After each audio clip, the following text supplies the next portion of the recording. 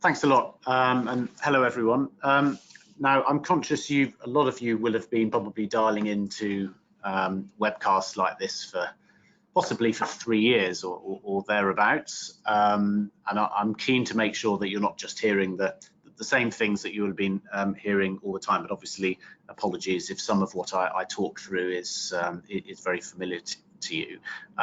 I've been involved in advising companies on Brexit, particularly in the pharmaceuticals and bioscience industries for well since just after the vote. So I think our first Brexit project, apart from a couple of board papers that we did before the vote, our first Brexit project started on the day after. It was a company that almost went out of business because of the change in the foreign exchange rate, and it's been running ever since. But in the pharmaceutical industry in particular, things really picked up pace at the end of, so around November 2017. Suddenly there was a surge, and that was, in my view, I think it was following a couple of quite pointed meetings that the EMA had with regulatory specialists at various pharmaceutical companies. That got everyone panicking. In some ways, where we are now hasn't really moved on much since 2016. There's still some of the same mythology around.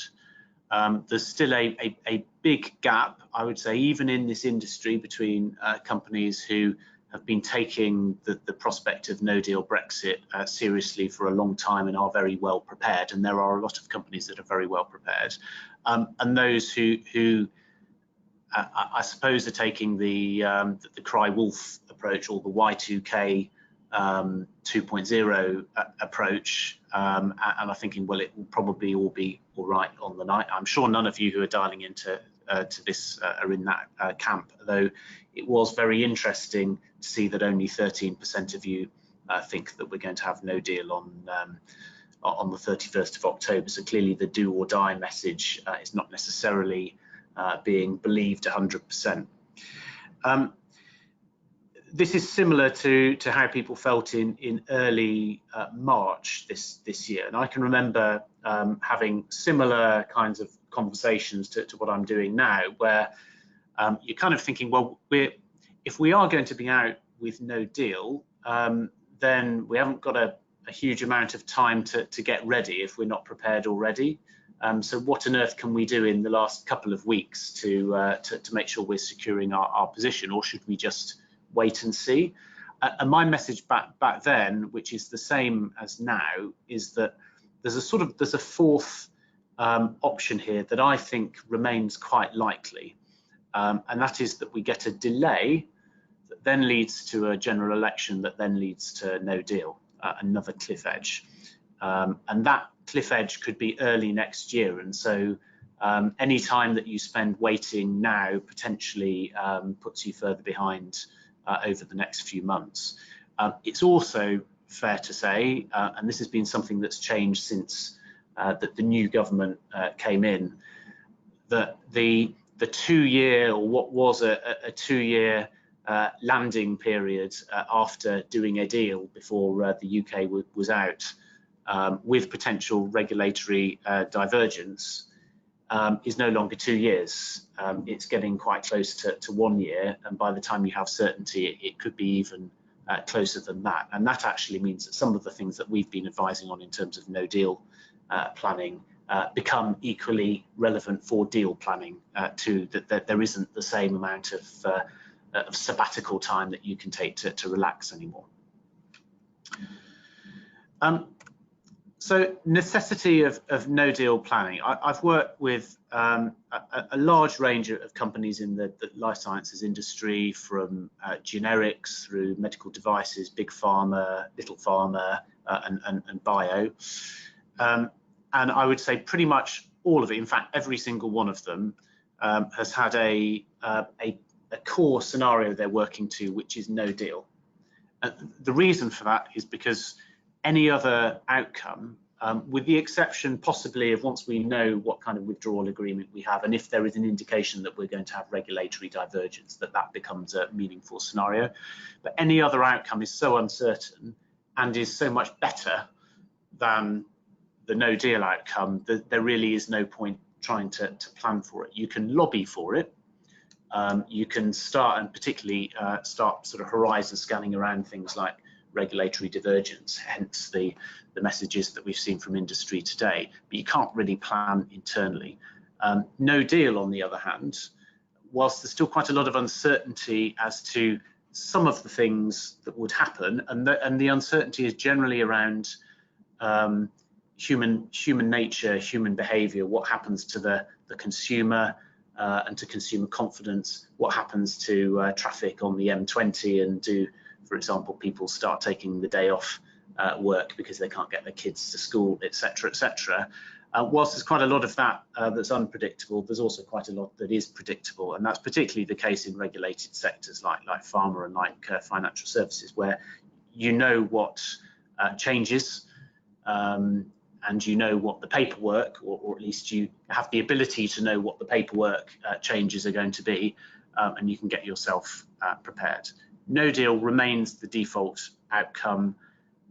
It means that change happens on day one, and it's, in my view, it's the only viable scenario. Now, early on, certainly with those companies that were planning from the end of 2017, we used to work to a scenario called managed no deal, and the assumptions around managed no deal were twofold. Firstly, that and in hindsight, these were both naive.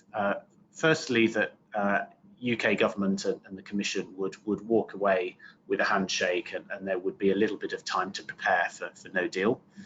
That's not going to happen now. If it happens at all, it will happen very suddenly.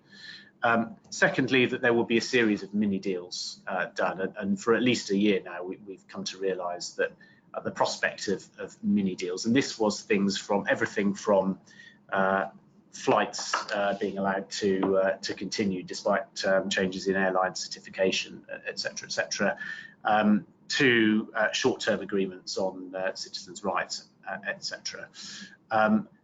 Those, it makes absolutely no sense to assume that those mini deals will be in place, because there's virtually nothing in place at the moment. So we should be planning for an unmitigated no deal scenario, and if things turn out better than that, then great. How does no deal affect your business? These are all the areas of effect. I won't go through them one by one, because actually what I'd like to focus on today is partly I'm here to talk through tax impacts, and that includes both VAT and customs, which are the tax impacts that hit the headlines most often, but also corporate tax, because there are actually some fairly important changes that would happen in the event of no deal to corporate tax planning too. I might touch also on payroll tax, because that is not unaffected. But I also want to talk about some of the second order impacts of no deal, and these are things that you can do meaningful work to get prepared for now. By second order, I mean that Brexit triggers a change. It might be a regulatory change, it might be a traffic jam. That change requires some mitigation. So that might be a change to your regulatory footprint. It might be a change to your trading routes, for example. That mitigation in turn could well trigger another issue for you, another risk or another opportunity that you might not have thought about, and which you need to plan for. And one of the examples of this that I've spent a lot of time, particularly with some of the smaller pharma groups, looking at is the knock-on effect of restructuring that's triggered by life sciences regulatory requirements on transfer pricing and on the overall corporate tax profile of companies.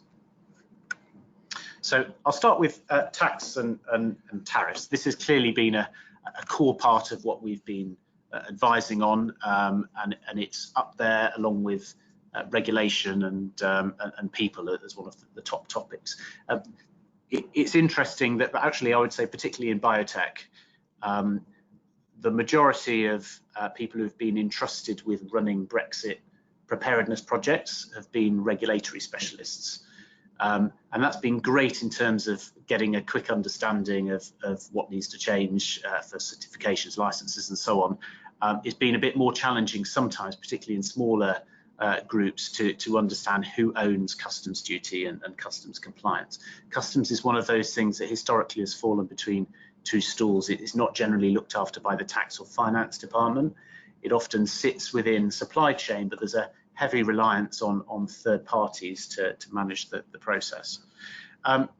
Three big focuses here. First of all, paperwork, and for your industry, this is the most important.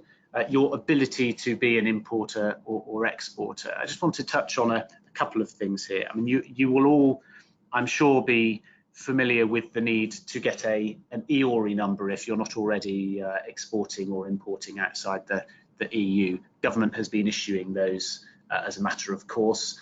That's very much the entry level requirement, but it's not the biggest issue. There is a government scheme called TSP, which is Transitional Simplified Procedures for Customs Compliance. It's a sort of mini and simplified version of the AEO certification. Government is also accelerating AEO certification, that's Authorised Economic Operator.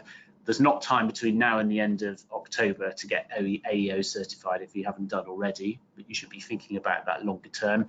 There is potentially time to get yourself registered for the TSP even now, and certainly if you don't have a customs agent, get hold of one soon, because that industry is incredibly hot. As you can imagine, they're making money hand over fist. There's not that many customs agents in the UK.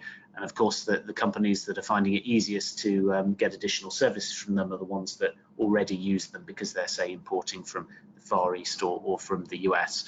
If you're currently only operating within the EU, you need to get a customs agent as soon as possible, fiscal rep, etc.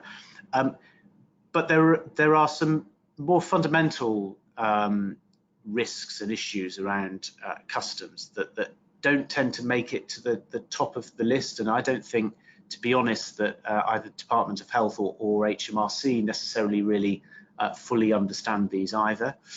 And these are around exporting. A lot of groups, particularly those that might have a headquarters outside the EU, that then have a UK regional headquarters and a licensed manufacturer, use the UK as a hub, and that can often be a physical hub as well, particularly if this is high value, low volume goods that can be air freighted. Use the UK as a physical hub to store and then to dispatch product across Europe. Now, Europe is not all EU. There are countries in Europe, such as Switzerland, of course, Russia, Turkey, and so on, which are outside the EU, and they are therefore considered to be exports. And there's a very small and unassuming part of the customs code which requires that a company or a person that exports from an EU member state to a non-EU member state. So this could be from for example, from a distribution centre in the Netherlands or Belgium to Switzerland, must itself be EU established. If you're a UK company that owns stock in the EU and is moving it outside the EU, then potentially you cannot do that post day one of Brexit. There's a fix to that, which is that you need to appoint a representative to do so for you, to be the exporter of record, but they will charge you for that, because that means that they're taking on risk, and you need to get going on that pretty quickly, because it's not that simple. A lot of companies, and I include in that some pretty big pharma groups that maybe should have known better, have been caught out by this risk, and that's one worth looking at. There's a second, a slightly more esoteric risk around export for customs, but important if you have this fact pattern, and that is if you're exporting medical products from the EU to a country that A, levies customs duty on medicines, so Korea would be an example, B, has a free trade agreement with the EU that takes customs duty down to zero, and has a approved exporter requirement, again, Korea is the number one here, then you can't, as a non-EU member state established company, make that export. And there's no getting around it. You have to essentially sell to another EU established company, which then needs to make the sale. But that could mean, if you're not prepared for this, and it clearly is a fact pattern that will only affect a minority of companies, that you're facing significant customs duties on day one. Those are just a couple of illustrations. They may seem a little bit down in the detail, but it's this kind of thing that has caught companies out. And really, again, I appreciate there's not much time between now and the end of October to get there, but I can't emphasize enough the importance of mapping out your supply chain in detail and really understanding who owns what, where do they move it from and to, where is stuff stored, and which third parties are you relying on here. I'll come back to that one in a second. There's a few other points here, but you'll get these slides afterwards, so please do have a read through. So I mentioned export, import as well. This is a checklist of customs considerations that you need to be thinking about now. This is the paperwork that you need to be preparing. But it's not just about making sure you have a customs agent that's filing customs declarations. You also need to consider, for the first time potentially, where are my goods actually coming from? What's their origin? Just because they were filled and packed in an EU member state doesn't mean they have EU origin, for example. What's the commodity code? If you're dealing in controlled substances, and a lot of companies operating in pain relief, for example, will be dealing in controlled substances. There can be positive customs duty. You need to think about that. So there are some exceptions to the general zero customs duty rule for medicines. And valuation. I and my colleagues have worked with a number of companies way before Brexit who have been caught out on import and export, and countries like Switzerland, Brazil, for example, have been hot on this, as has Belgium within the EU, because they have the wrong customs valuation, or they had a customs valuation that was not supported by a proper analysis. And in some cases that's meant medicines being stopped at the border, and at least a couple of occasions that meant medicines being stopped at the border which then were not released in time, and they went past their expiry date. That's despite the fact that there was no customs duty payable. It was simply a compliance point. If you're moving goods from the UK to the EU in particular, you haven't had to worry about customs valuation before. You now do, and if you don't have customs paperwork, particularly if you're dealing with countries like Belgium, as I say, and there are a couple of others that are sticklers for this, you could end up not only with financial penalties, but also with goods being impounded. It's pretty important to get on top of this. I mentioned the customs simplified procedures, the CFSP.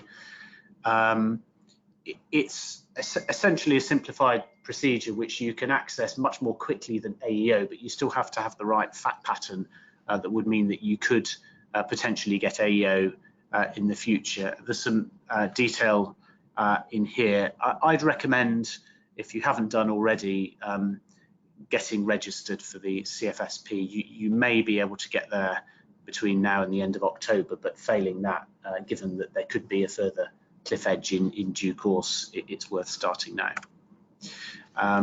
And we have all heard about AEO. It's not a silver bullet. It will increasingly become a must-have for companies that are importing and exporting. And I say that not just in the context of Brexit, but actually, to be honest, the way that the world of customs is moving. If you're shipping goods to and from the EU anyway, you should really consider the benefits of getting AEO accreditation, because more and more regulation is being tied to AEO accreditation in the first place. A lot of VAT cash flow benefits, for example, issued by a number of countries are tied into and based on being AEO eligible. So customs special procedures, are they a benefit? In short, yes, they mean that you don't suffer import VAT, so you don't suffer an import VAT cash flow hit. They enable you to get temporary relief, for example, if you're bringing goods into the company that you want to move back out again. And they're a must-have if you want to store goods in customs warehouses. That's bonded warehouses to you or me. Some of these, and particularly the customs warehouse, are less important when you're operating in a zero tariffs environment. But others, like temporary admission, and just in terms of the paperwork saving, and also the VAT benefits are absolutely worth going after. I want to talk briefly now about a couple of those second order issues and risks, because I think these are important. A lot of what we have done with companies has been looking at supply chain in the round. So that's not just the tax piece, and it's not just what do I do if there's a traffic jam and how much do I stockpile, but it's also what are some of the knock-on impacts of some of the things that we're expecting from no deal Brexit. And there are a couple of those here that I think it's important to have a think about in the context of supply chain. Currency and depreciation. If we leave with no deal, and you've seen the reaction over the last 24 hours of FX markets, the FX markets are very, very sensitive to the prospects of no deal. If we have no deal, our economics unit expect that exchange rates against the euro, and particularly against the dollar, will fall significantly. More against the dollar because EU is collateral damage as well, so the euro potentially suffers from a no-deal Brexit too, by at least as much as we saw in the immediate aftermath of the referendum. What does that mean? That means that certain trade routes cease to be profitable for certain suppliers and players in the supply chain, and that could mean that you get shortages which are economically driven rather than driven by traffic jams, particularly of some of the chemicals or the commodities that you're looking to use, particularly if you're manufacturing in the UK. The other thing it really affects is people and people's behaviour. If you rely on EU nationals in the workforce, or if your suppliers rely on EU nationals in the workforce, and I would say lorry drivers are the single biggest concern here, but it's also true for air traffic controllers, for people operating in the cargo units of airports. These people have a choice, and we saw after the referendum quite a lot of people voluntarily moving back to other countries in Europe where they could get more bang for their buck because of the foreign exchange movement. So that is one to monitor. The other to raise here is integrated supply chain failure, and by that I mean your supply chain might be absolutely fine, but particularly if you're manufacturing in the UK, and even if you're not, you need to understand what's going on at the level of your suppliers and your suppliers' suppliers. The smaller your supplier is, the less likely they are to have done some serious concerted Brexit planning, the more likely they are to be winging it, and also the more financially vulnerable they're going to be. Now, we've run a number of supplier assessments. Again, you don't have time to do a full supplier assessment between now and the end of October, but you do have time to have a think about who you're most vulnerable to. We've done a number of supplier assessments with life sciences groups over the last couple of years, and what has always been interesting to me is that some quite materially small suppliers, for example, a cleaning company that cleans a lab, that relies on EU nationals in its workforce, or a small self-employed lorry driver can be absolutely critical to the supply chain. And if one of those goes down as a weakest link, and because it was not material financially speaking, it was a single source of supply, then the whole thing collapses. Really would encourage you to have a look at the very least at your tier one suppliers if you haven't done so already, and work out which ones are vulnerable. And if some of them look like they might be in working capital trouble as well, particularly if they're FX exposed, then have a think about your financial relationship with them and the speed with which you pay your bills, for example. This could be critical. So mitigation strategies, some of this is quite obvious. If there were one thing I would talk about here, it's knowledge. Just so working with your suppliers is great. Identifying where the weak links is great, but the first thing you need to do is just really understand the environment you're working in and which suppliers you're dependent on, because it's incredible to the extent to which a lot of companies, including multinationals, have sort of outsourced responsibility for their supply chain to companies of which they know very little.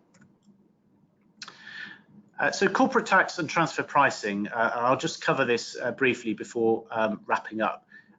This is a bit of a poor cousin when it comes to Brexit planning. It doesn't get talked about so much, and one of the reasons for that is that, well, the first reason is because it's often the responsibility of the tax department.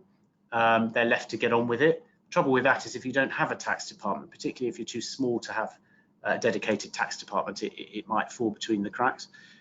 Secondly, because it's not as obvious, and it's also not as easy to understand for non-tax people as VAT and customs exposures are.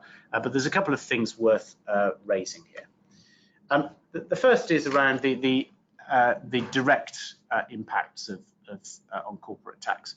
And this is important, for example, for your corporate structure. I'll just give one very simple, because there's some quite technical language in here. If you want to know more about this, I'll be happy to answer questions later. But one illustration, which is pretty common, if you have a UK company that has a subsidiary in Germany or Italy, then in the event of no deal Brexit, any dividends that those subsidiaries pay to you will carry withholding tax.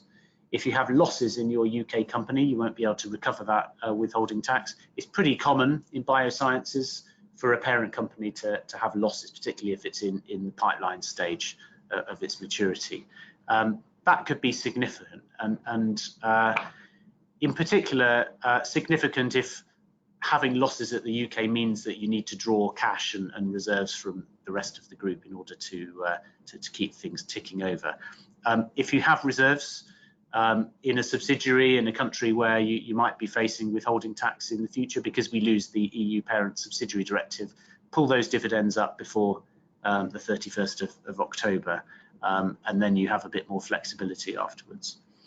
But then the second order implications, and these are largely transfer pricing related.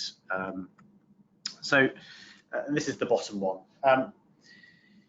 If you have, for example, one of those export restrictions that I talked about before in terms of the Union Customs Code and customs compliance, then you may need to reroute your supply chain so that your transactions for exports out of the EU are flowing through a new or an existing EU company, where previously they were coming into the UK. And also, if you, for example, rely on a WDA or an MIA to give you access to supply chain across Europe, and you've been passporting those authorizations in the past, you know that doesn't work post no deal Brexit. You therefore need to establish a new entity or branch in a member state that can hold those authorizations. If you haven't started that process now, then that's a bit of a problem, because this takes some time. But let's assume you have, and you have that new subsidiary in place. Well, this fundamentally changes your trading flows, and therefore it could have a knock-on impact on your transfer pricing, which could include, in the worst case scenario, that you've essentially made a deemed disposal of a large amount of your business out of the UK that will be taxable on day one. And much as HMRC would like to be forbearing on this kind of thing because they understand what's driving it, the fact is, if you dispose of assets out of the UK, it's pretty difficult for them to be that forbearing. So I would encourage you to make sure that if there's anything you're doing from a regulatory or customs perspective that means that you're rerouting trading flows or which companies are selling to whom, then do consider whether you're at risk of inadvertently triggering some transfer pricing risks.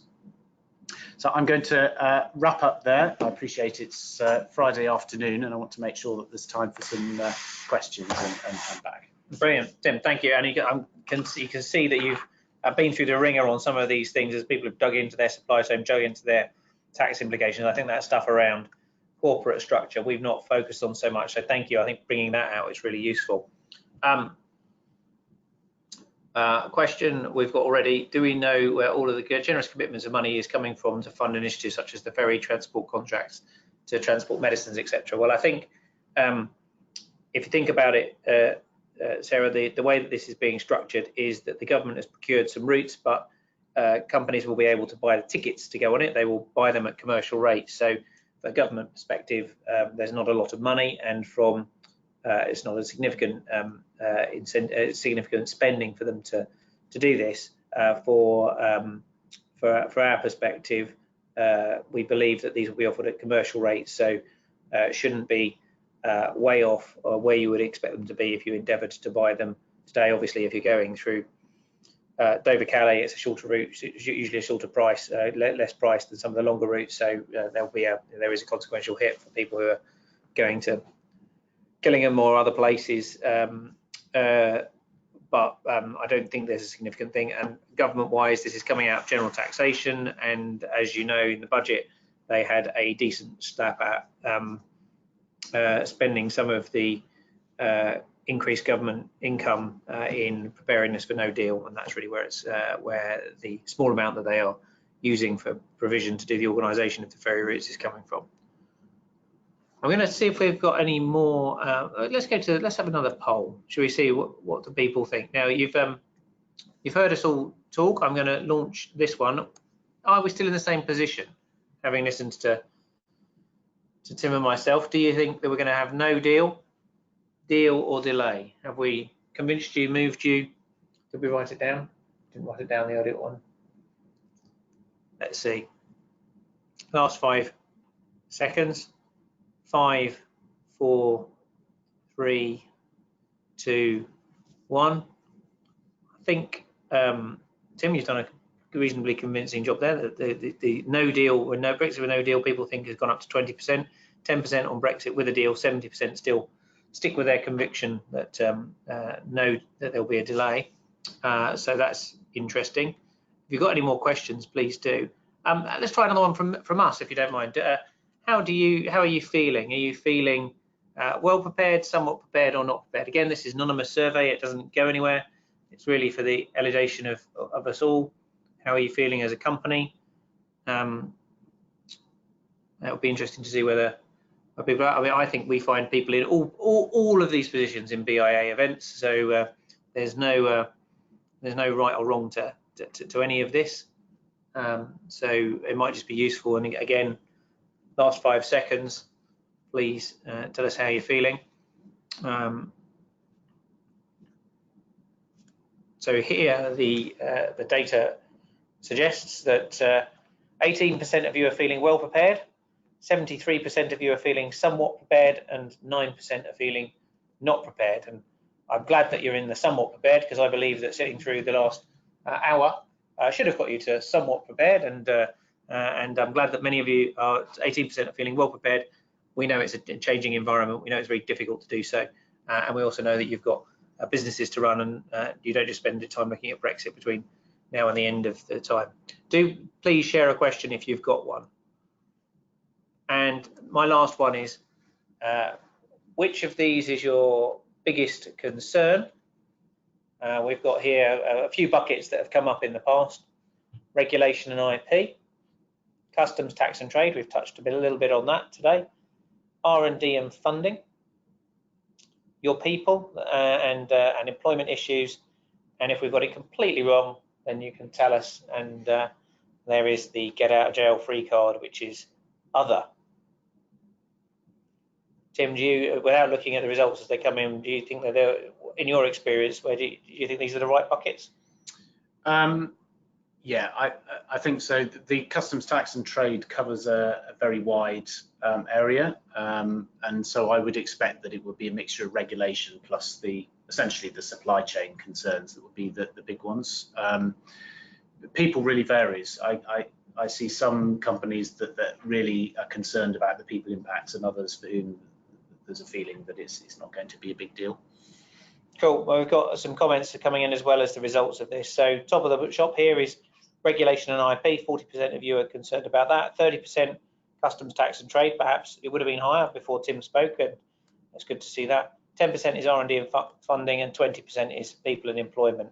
Again, nobody said other. So we've covered all the bases, Tim. Yeah, what's very interesting, and this is probably to do with the industry, but if I were presenting to a retail industry audience, then other would probably be about 100% because it'd be consumer confidence, and that is something, because it is relevant for life sciences to the overall nature of the British economy and the degree to which governments or consumers are spending money. Well, I suppose one thing that we do find is that people don't tend to stop taking their medication in a recession in life sciences, so there is some degree to which that's less of an issue for us, but capacity in the health system, obviously the tax take and the ability to invest in life sciences is an important factor for us all. Somebody's mentioned, thank you, not all of the bioindustry exports physical assets. Absolutely, we provide services and data. Could that be a topic for a slot? And also the basis for SMEs, basics on that for SMEs. Good point there, Nick. We have done some stuff around how you need to think about data. And when I was in Oxford, data came up, and I'm racking my brain, Georgina, for the webinar that was quite useful on the points about transferring data across and what you needed to think about in almost a GDPR compliance process for how if your data was on data sources. It was a DCMS, because they have the regulation for this one. We will dig it out and I will put it back on the agenda, but you make it a good point that we should do some more on that, and I'll take that into our thinking ahead of Thursday, because I think that it was one we touched on a few weeks ago, haven't been back to for a while. I don't think there's major changes to it, but I think you're right, people do need to think it through. Services, of course, in some respects, much less constrained by regulation, and also most of the economy is services. Tim, I don't know if you've had service rather than goods-based discussions. It's unclear, and it's not in the single market in the same way as to whether there's immediate Brexit disruption that people should be focusing on. Well, there's obviously regulated services and unregulated services. Yeah. So financial services massively impacted. Unregulated services, the main impact generally there, or the main concern is people, particularly those industries that employ casual labour. And one that I think, I mentioned this a bit earlier, one that I think is important for companies in the pharma industry to consider amongst their supply base is facilities management, which is heavily EU national dependent. But yeah, certainly the case, and we've seen this for our own firm's perspective as well. The ability, the legality of providing services across borders is much less affected than the goods trade. Yeah, so I hope, and that's part why we've focused where we have, because either there's massive uncertainty or there's some rule changes with services in one respect, because it's not as integrated. There are services that are linked to regulated products, the development and clinical trials, but we are keen to make sure we provide for everybody, and we'll take that away. If you've got any specific thoughts, we're keen to do so. With that, I'm conscious we're over our hour. Thank you very much for the engagement. Thank you, Tim, for joining us. Fantastic insight. Next Thursday is our main day in London. If you are interested in this, do please come along to the Bioscience Forum. We'll do another one of these next week. We'll see where we're at on the politics and whether a deal's being done. And then it's only a few more days until Halloween, and we'll see where we are from October the 31st. And this series of Brexit Readiness will come to a close. Thank you for your engagement. Have a good weekend.